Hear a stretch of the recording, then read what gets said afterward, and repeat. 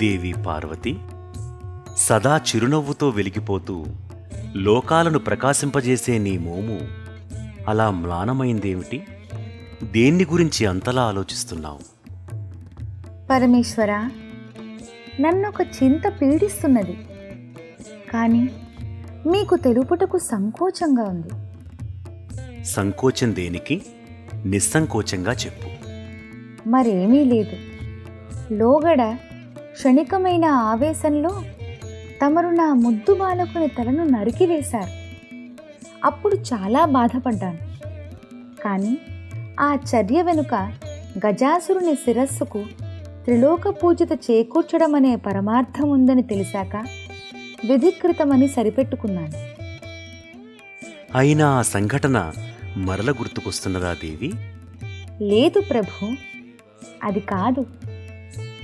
తమరు గజాసురుని తలతో నా చిట్టి తండ్రిని పునర్జీవితుడిని చేశారు. నా కుమారుడు గజముఖుడే కావచ్చు, కానీ నా బిడ్డ విఘ్నములు కలిగించడానికి, నివారించడానికి సమర్థుడైన వేల్పుగా పూజలందుకోవడం నాకు చాలా ఆనందంగా ఉంది. అవును, మన చిరంజీవి గణాధ్యక్షుడు కూడా అయ్యాడు. మరిక నీకీ దిగులు దేనికి? స్వామి, ఏ తల్లైనా బిడ్డ కడుపు చూస్తుందనే నానుడి నీకు తెలుసు. నేను కూడా దానికి మినహాయింపు కాదు. గజాననుడైన కారణంగా నా బిడ్డ పంచభక్ష పరమాన్నాలను చేసి పెడదామన్నా వాటిని ముట్టుకోవడమే లేదు. కేవలం గరికను మాత్రమే ఇష్టంగా భుజించడం చూసి నా కడుపు తరుక్కుపోతోంది. పార్వతి, విచారించకు. పోనీ తనకు ఏమి ఇష్టమో అతన్నే అడిగి చూడవచ్చు కదా. అదిగో మాటల్లోనే వస్తున్నాడు, అడిగి చూడు. ఓం నమ శివాయ. మాతృదేవో భవ, పితృదేవో భవ. చిరంజీవ, యశోమాన్ భవ. నాయనా, మా దర్శనానికి వచ్చినప్పుడల్లా నీవు మాకు ప్రదక్షిణం చేస్తూ నమస్కరించడం చూడముచ్చటగా ఉంటుంది. కానీ కాస్త వింతగా కూడా ఉంటుంది. ఎందుకలా చేస్తున్నావు? అమ్మా, నాకన్నా వేగంగా చురుకుగా కదిలే షణ్ముఖుడితో పోటీ పడే సమర్థత లేనప్పుడు నాకు గణాధిపత్యాన్ని కట్టబెట్టినది మాతాపితరులకు చేసిన ప్రదక్షిణ నమస్కారమే. అది మీరు మర్చిపోయినా నేనెలా మర్చిపోగలను? సత్యం పలికావు గజానన. నీవు చూపిన బాటలోనే భూలోకంలో శ్రవణుడు, పుండరీకుడు మొదలైన వారు తల్లిదండ్రుల సేవతో తరించారు. ఆ మాటకొస్తే త్రేతాయుగంలో శ్రీరామునిగను, కలియుగంలో సత్యసాయి అవతారంలోనూ పరమాత్మ ఆ ఆదర్శాన్నే పాటించాడు, అదే బోధించాడు. తల్లిదండ్రులకు చేసే సేవ ఎంతటి మహత్తరమైన ఫలితాన్నిస్తుందో అజ్ఞానులైన మానవులు తెలుసుకోలేకపోతున్నారు. వారిని నిర్లక్ష్యం చేసి పాపం మూటగట్టుకుంటున్నారు. అదలా ఉంచు. తల్లిని ఇంతగా గౌరవించే నీ మూలంగా నీ తల్లి బాధపడడం న్యాయమేనా? తండ్రి, ఏమంటున్నారు? అమ్మా, నాన్నగారు చెప్పింది నిజమేనా? నేను నీకు దుఃఖం కలిగించానా? చెప్పమ్మా, నేను తప్పు చేసి ఉంటే దిద్దుకుంటాను. అదేమీ లేదు నాయనా. ఈరోజు భాద్రపద శుద్ధ చవితి, నీ జన్మదినం. నీ పుట్టినరోజు నాడు నీకిష్టమైన పదార్థాలు ఎన్నో చేసి పెట్టాలని నేను ఆశపడతాను. నీవేమో ఆ గరిక తప్ప మరేమీ ముట్టుకోవు. ఇక మాతృ సహజమైన నా కోరిక తీరేదెలా చెప్పు? అంతేనా? నా వల్ల ఏ మహాపరాధం జరిగిందోనని భయపడ్డాను. అమ్మా, నీ కోరిక తప్పక నెరవేరుస్తాను. ఈరోజు నువ్వు నాకు ఆవిరి కుడుములు, ఉండ్రాళ్ళు చేసిపెట్టు. పరమానందంగా తింటాను. అంతేనా? కుడుములే కాస్త నయం, మధురంగా ఉంటాయి. కానీ చప్పగా ఉండే ఉండ్రాళ్ళు కావాలంటావేమిట్రా వెర్రితండ్రి? అమ్మా, నీకు తెలియందేముంది? అయినా చెప్తా విను. నేను అడిగిన వాటిలో ఆయుర్వేద రహస్యం దాగుని ఉంది. ఆయుర్వేద రహస్యమా? గణేశ, అదేమిటో కాస్త వివరంగా చెప్పు. అలాగే నాన్నగారు, వినండి. అనారోగ్యానికి అసలు కారణం సాత్వికమైన ఆహారం తినకపోవడమే. ఆవిరి మీద ఉడికించినది శ్రేష్టమైన ఆహారం. తేలికగా జీర్ణమవుతుంది, ఆరోగ్యానికి చెడుపు చెయ్యదు. కానీ భూలోకంలో మానవులు వండుకునేటప్పుడు నూనెలు, మసాలా దినుసులు ఎక్కువగా వాడుతూ ఉంటారు. అందువల్లనే ఎక్కువగా రోగాల పాలవుతూ ఉంటారు. కూడనివి తిని ఆరోగ్య సమస్యలు తెచ్చుకోవడం కన్నా మంచి ఆహారాన్ని తిని ఆరోగ్యం కాపాడుకోవడం శ్రేష్టమనే నేను కుడుములు, ఉండ్రాళ్ళు కోరుకున్నాను. అసాధ్యుడివే. నీ పెద్ద బొజ్జలో ఎన్ని తెలివితేటలున్నాయిరా నా బంగారు తండ్రి. పార్వతి, నీ కొడుకు అన్న దానిలో మరొక పరమార్థం కూడా ఇమిడి ఉంది. జితే జిహ్వా జితే సర్వం. నాలికను అరికట్టుకోవడం ఇహానికి పరానికి ఉభయతారకం. నాలుకతో రుచి కోసం పాకులాడకపోతే ఆరోగ్యాన్ని కాపాడుకోవచ్చు.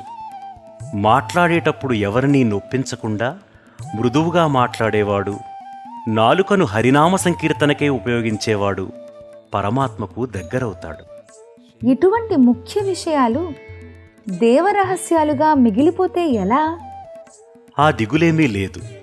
సత్యసాయి అవతారంలో పరమాత్మ మనుషుల్లో మార్పు తేవడమే అవతార లక్ష్యంగా పెట్టుకున్నాడు. మొక్కై వంగనిది మానై వంగదు కదా. పిల్లలే నా ఆస్తి అంటూ బాల్యం నుంచే మంచి అలవాట్లు నేర్పే వ్యవస్థలు నెలకొల్పాడు. వాటి వల్ల భవిష్యత్తు ఉజ్వలంగా ఉంటుంది. చూస్తూ ఉండు. పోన్లేండి, మంచి మాట చెప్పారు. నేను వెళ్ళి కుడుములు, ఉండ్రాళ్ళు తయారు చేస్తాను. హమ్మయ్యా, ఇన్నాళ్లకు నా కోరిక తీరబోతోంది. తండ్రి, నాకు కూడా సెలవిప్పించండి. శుభమస్తు. వెళ్ళిరా గణేశ.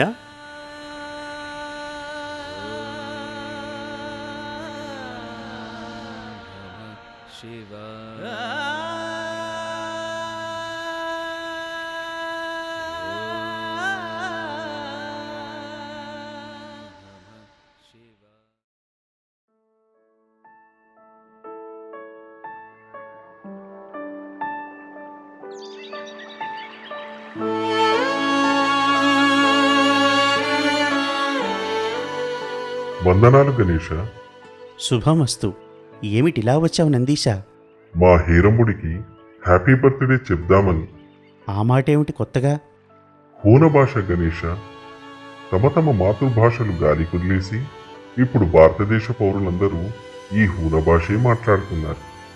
ఇటీవలే శివకార్యం చక్కబెట్టడానికి భూలోకానికి పోయినప్పుడు చూశాను. పైగా కేకు అను భక్షముపై దీపము నుంచి ఆర్పివేశాక హ్యాపీ బర్త్డే అని జన్మదిన శుభాకాంక్షలు చెప్తారు. అమంగళం ప్రతిహతమవుగాక. దీపం జ్యోతి పరిబ్రహ్మ. ఆత్మకు పరమాత్మకు ప్రతీక అయిన దీపాన్ని ఆర్పివేయడమా? అది కూడా జన్మదినం నాడు? శివశివ. కలియుగంలో అన్నీ ఇలాంటి విడ్డూరాలే ఉంటాయి. అది కాదు కాని నేను మీ వద్దకు 2 పనుల మీద వచ్చాను. ముందుగా చాలా కాలంగా మిమ్మల్ని ఒకటి అడగాలని అనుకుంటున్నాను. అడగనా? చల్లకొచ్చి ముంత దాచడం దేనికి? అడుగు. వినాయక చవితి నాడు చంద్రుడిని చూస్తే నీలాప నిందలు వస్తాయని పార్వతీమాత శాపమున్నది. బాహ్యానికి తమను చూసి నవ్వినందునే చంద్రుడు శాపమునకు గురయ్యాడని చెప్పవచ్చు. కానీ అందుకు మూల కారణం ఏమిటనేది ఎంత ఆలోచించినా నాకు అర్థం కావడం లేదు. చంద్రుడు నవ్వాడని నీవే అన్నావు. ఎందుకు నవ్వాడు? పర్వాలేదులే, చెప్పు. అదే, తమరు భుక్తాయాసంతో ఆపోసోపాలు పడడం చూసి నవ్వాడు. అవును, జరిగినది అదే. కానీ లోతుగా పరిశీలిస్తే చంద్రుడు నవ్వడానికి కారణం అప్పటి నా పరిస్థితి. నేను జిహ్వచాపల్యం కొద్దీ ఎక్కువగా తినకుండా ఉంటే అలా జరిగేది కాదు. నాలుకను అరికట్టడం ఎంత ముఖ్యమో ప్రతి ఒక్కరూ ఆ సంఘటన ద్వారా తెలుసుకోవాలి. గణేశ, తమరి తప్పేమీ? ఆగునంది. విశ్లేషణలో స్వపరభేదం కూడదు. తప్పు ఎక్కడుంది అని పరిశీలిస్తున్నప్పుడు పక్షపాతం పనికిరాదు. ఇక చంద్రుడి విషయానికి వస్తే అతను నా దురవస్థను చూసి నవ్వాడు. నా దురవస్థ నాకు తప్ప మరెవరికీ బాధ కలిగించలేదు. కానీ చంద్రుడి నవ్వు నాకు మానసిక వేదన కలిగించడమే కాక నా తల్లికి కోపం తెప్పించింది.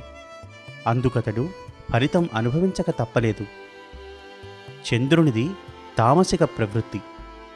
ఇతరులు కష్టాల్లో ఉన్నప్పుడు చేతనైన సహాయం చెయ్యాలి, అంతేకాని వారిని చూసి పరిహాసం చేయడం తప్పు. ఆ సంఘటన నేర్పే నీతి అదే. సహాయం చేయడానికి సదా సిద్ధంగా ఉండడం, ఎవ్వరినీ నొప్పించకుండా ఉండటం మహాపుణ్యప్రదం. చాలా చక్కగా వివరించారు. నా సందేహం తీరింది. సరే, నీ రాకకు రెండవ కారణం? మీ జన్మదిన వేడుకగా ప్రమదగణాలు సమర్పించే నాటకం చూసేందుకు రావాల్సిందిగా కోరుతున్నాము. అవశ్యం, తప్పక వస్తాను.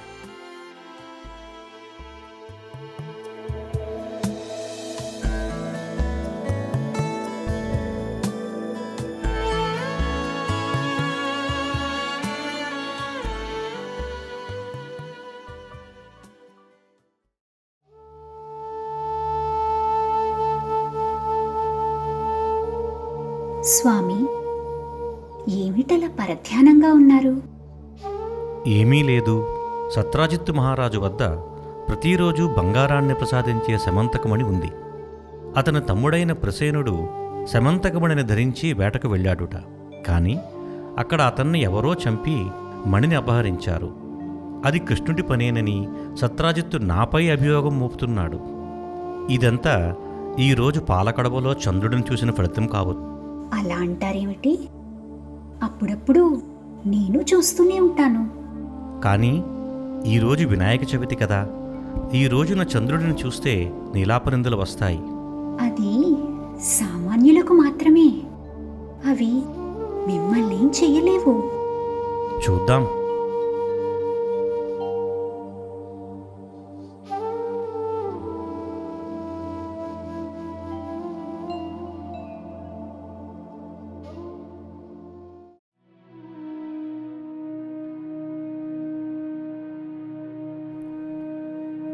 సత్రాజిత్, ఇదిగో మీ సమంతకమణి. అయితే నా అనుమానమే నిజమైందన్నమాట. ఏం కృష్ణ, దండనకు భయపడి తిరిగిచ్చేస్తున్నావా? లేదు, మీరు పొరపాటు పడుతున్నారు. వేటకు వెళ్ళిన మీ తమ్ముడిని సింహం చంపివేసింది. ఆ సింహం అతని మెడలో ఉన్న సమంతకమణిని నోటకరుచుకొని పోతూ ఉంటే ఈ జాంబవంతుడు దాన్ని చంపి మణిని తీసుకుని వెళ్ళాడు. నేను జాంబవంతుడితో పోరాడి అతన్ని ఓడించి సమంతకమణిని తీసుకుని వచ్చాను. నాపై పడిన నీలాపనిందను బాపుకోవడానికే ఇదంతా చేశాను. ఎవరికీ భయపడి కాదు. అవును సత్రాజిత్, కృష్ణుడు చెప్పినదంతా సత్యం. నన్ను ఓడించిన ఆ పరమపురుషునికి మణితో పాటు నా కుమార్తె జాంబవతిని కూడా సమర్పించాను. నీవు కూడా సత్యాన్ని గ్రహించి క్షమాపణ వేడుకో. జాంబవంత, మీరు ప్రత్యక్ష సాక్షులు. మీరు చెప్పిన తరువాత నా తప్పు నాకు తెలుస్తుంది. కృష్ణ, నీపై నింద వేసినందుకు నన్ను క్షమించు. నా తప్పుకు పరిహారంగా నీకు నా కుమార్తె సత్యభామను కన్యాదానం చేస్తున్నాను. వరకట్నంగా శమంతకమణిని కూడా స్వీకరించు.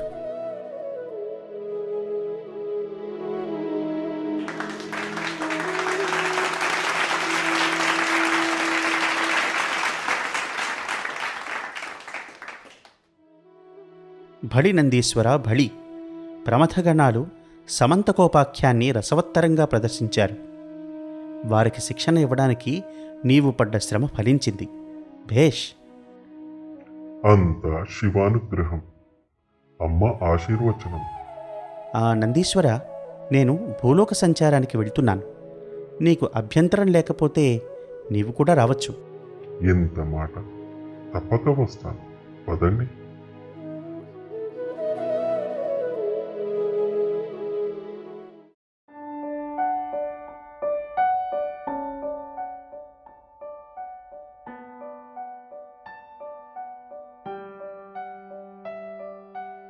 నందీశ్వర, అటు చూడు, ఆ చెట్ల క్రింద.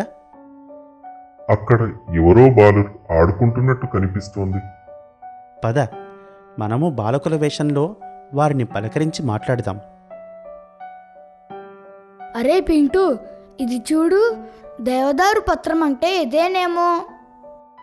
కాదు, అది ఉమ్మెత్తాకు. నాకు బాగా తెలుసు, ఎందుకంటే మా ఇంటి పక్క సందులో బోల్డు మొక్కలున్నాయి. మరి దేవదారాకు సంపాదించడం ఎలారా? ఎలా గుర్తుపట్టడం? నాకు తెలుసు. అదే కాదు, గణేష్ పూజకు కావాల్సిన ఆకులన్నీ తెలుసు. నేను చూపించనా? నిజంగానా? కానీ నువ్వెవరు? నిన్నెప్పుడూ మా ఏరియాలో చూడలేదే. నా పేరు గణేష్, వీడు నా ఫ్రెండ్ నందు. నా పేరు చింటూ, వీడు పింటూ. గణేష్, ఆకులన్నీ గుర్తుపట్టగలను అంటున్నావు, నీకులా తెలుసు? అవన్నీ మా గురువుగారు చెప్పారు. అదిగో ఆ పెద్ద చెట్టే దేవదారు చెట్టు, ఇదిగో ఇదేమో జాజీ పత్రం. మా టీచర్లు ఎప్పుడు మొక్కల గురించి చెప్పలేదు. మీ గురువుగారు ఎలా చెప్పారు? మొక్కలే మనకి పళ్ళు, కూరగాయలు, బియ్యం, పప్పులు, పూలు ఇస్తున్నాయి. కొన్ని మొక్కలు మందుగా కూడా పనికొస్తాయి. చెట్లు, జంతువులు, మనుషులు అంతా ప్రకృతిలో భాగమే. ఒకరు బాగుంటేనే రెండో వారు బాగుంటారని మా గురువుగారు చెప్పారు. ఇంకా వాటి గురించి తెలుసుకోకపోతే ఆ నాలెడ్జ్ నశించిపోతుంది. అది మనకే నష్టం. అవును, మొక్కలు ఆక్సిజన్ కూడా ఇస్తాయట. అందుకే మొక్కలు బాగా పెంచాలని స్కూల్లో చెప్పారు. చింటూ, పింటూ, మీరు శ్రమ పడకండి. మా నందు మీకు కావాల్సిన 21 రకాల పత్రి తెచ్చిస్తాడు. ఒరే అబ్బాయిలు, ఇలా రండి. ఇందాకటి నుంచి మీ మాటలు వింటున్నాను. ఈ పిల్లవాడెవడో ఆరింతలా మాట్లాడుతున్నాడే. బాబు, నీకు ఇన్ని విషయాలు ఎలా తెలిసాయి? తెలుసుకోవాలన్న తపనే మనిషి ఎదగడానికి తోడ్పడుతుంది. ఆధ్యాత్మిక మార్గంలో అదే ఆర్తిగా మారి దైవం చెంతకు చేరుస్తుందని గురువుగారు చెప్పారండి. అందుకే అన్నిటి మీద ఆసక్తి కలిగింది. భేష్, బాగా చెప్పావయ్యా. అవును కానీ మా మనవడు నన్ను తెక్క ప్రశ్న అడిగాడు. వినాయకుడు ఏనుగుతలతో పెద్దగా ఉంటాడు కదా, ఎలుక మీద ఎక్కి ఎలా తిరుగుతాడు అని అడిగాడయ్యా. నీకేమైనా తెలుసా? అది తిక్క ప్రశ్న ఎందుకు అవుతుంది తాతగారు? లాజికల్గా ఆలోచించి అడిగాడు. మూషిక వాహనం అన్నది ఒక సంకేతం. ఎలుక చీకట్లో ఉంటుంది. చీకటి అజ్ఞానానికి ప్రతీక. గణపతి జ్ఞానానికే ప్రతీక అని మా గురువుగారు చెప్పారు. ఆ ప్రశ్నకి మరో సమాధానం కూడా ఉంది. యోగ సాధనలో కుండలిని శక్తి మేల్కొన్నప్పుడు అనిమాది సిద్ధులు కలుగుతాయి. వాటిలో ఒక లగిమ అనే సిద్ధితో శరీరాన్ని దూదపింజలా తేలిగ్గా చేయవచ్చు. సర్వసిద్ధి గణపతికి అసాధ్యమేముంది? ఎలుకపై ఎక్కి కూడా తిరగలడు. అబ్బో, ఘటికుడివే. మరైతే వినాయకుడి మట్టి విగ్రహాలకే పూజ చేయమంటున్నారు. అసలు మన సాంప్రదాయంలో దేవుడికి అలంకారాలు చేయడం ఉంది కదా, రంగులు వేస్తే తప్పేమిటి? అయ్యా, మా గురువుగారు చెప్పిన దాన్ని బట్టి సంప్రదాయాలు కాలాన్ని బట్టి మారుతూ ఉంటాయి. మారాలి కూడా. మట్టి బొమ్మ అయితే నిమజ్జనం చేసినప్పుడు చక్కగా నీళ్ళలో కలిసిపోతుంది. నీళ్ళు ఏమీ పాడైపోవు. రంగులు వేసిన బొమ్మ అయితే నీళ్లు చెడిపోతాయి. కొన్ని రంగుల్లో విషకరమైన రసాయనాలుంటాయి. చేతులారా మనకి మనమే నీళ్ళను కలుషితం చేసుకుని రోగాలు కొని తెచ్చుకోవడం దేనికి? కరెక్ట్ గణేష్. అందుకే మేమంతా ఈసారి మట్టి వినాయకుడికి పూజ చేస్తున్నాం. అదిగో నందు వచ్చేసాడు. అబ్బా, ఎంత పత్తి తీసుకుని వచ్చాడు. థ్యాంక్ యూ నందు, థ్యాంక్ యూ. అన్నట్టు తాతగారు, మా గురువుగారు ఇంకో విషయం కూడా చెప్పారండి. నిమజ్జనం జరగడంతో మట్టితో చేసిన విగ్రహం మళ్ళీ మట్టిలోనే కలిసిపోతుంది. మన దేహం కూడా మట్టి నుంచి వచ్చి మట్టిలో కలిసిపోయేదే. గణపతి పూజ సరిగ్గా 9 రోజులే చేస్తారు. మనిషికి 100 ఏళ్ళ ఆయుష్ అని చెప్పుకోవడమే కానీ ఎవరు ఎన్నాళ్ళు బతుకుతారో తెలియదు. అందుకని శరీరం మట్టిలో కలిసిపోకముందే భగవంతుని చేరుకునే ప్రయత్నం చేయాలట. మనిషిగా పుట్టింది ఆ గమ్యం చేరడానికేట. ఆహా, మీ గురువుగారు నిజంగా మహానుభావుడయ్యా. మీలాంటి పిల్లల్ని కన్నా తల్లిదండ్రులు ధన్యులు. అవును, ఇంతకీ మీ గురువుగారు ఎవరు? ఆయన ఎక్కడుంటారు? ఆయన పేరు శివయ్య గారండి. ఇప్పుడు ఇక్కడ లేరండి. తపస్సు చేసుకుంటానని హిమాలయాలకి వెళ్ళిపోయారు. కైలాస పర్వతం దగ్గరలోనే ఎక్కడో ఉన్నారట. అలాగా? అయ్యో, వారిని చూసే అదృష్టం లేకపోయిందే. మంచిది నాయనా, మీరు వెళ్ళండి.